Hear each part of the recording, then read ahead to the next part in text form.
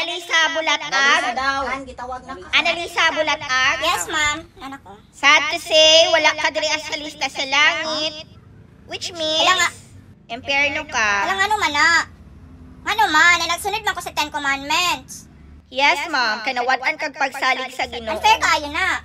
Sus, ika-isa raman to nahitabo. Alangan, ikapila ko nag-ampo, be, na makaanak mi. Wala gyud mi hatagi og anak, hanto nga matay na lang mi sa ako ang bana. Oh, kanus naman dahil ka gidugo, ma'am. Grade 5 pa ko. Grade 5 pa.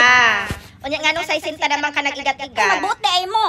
Magbuot na ay mo sa daing ni. Unya, sala pa sa Ginoo, wala ka anak na buntis. Imposible na kaayo na, madam. Okay ra sa inyo mga buntisan daing ni. Taas na kaayo ang panahon para mag-igat-igat. Grade 5 pa god. Nagunsa daay sa high school. Nagunsa daay sa college na. Nagbinuotan ni sud. Katong 30 na ta, nagunsa na daay ta, nagsigire tagpungko sa balay. Nagsupport ako sa akong pamilya, pagkuan-kuan. Ewa man gyud ka uyab. Bali, okay ra sa inyo mga buntisan daing ni. Ewa man gyud na mimiyo.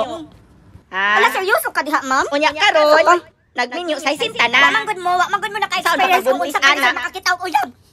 Mayra mo magkuan-kuan sa amo Tas karon sala pa namo na wala gidungog ang inyong pag-ampo. Wala ka musikin sa nagsalig mo na tibantay mo dira sa langit. It's our responsibility na mag-inigat. Okay? Kay mao gid ang kasuguan. Go to the world and multiply. Ibali bisan dili mi kasal Wala tagi sugo na mo ato sa kalibutan para maghilom-hilom. Ikapila ko sa inyo ng ampo. Kailangan ta mo arangkada usahay. Ana. Ay, sad to say, impyerno ka. Di ko masugot.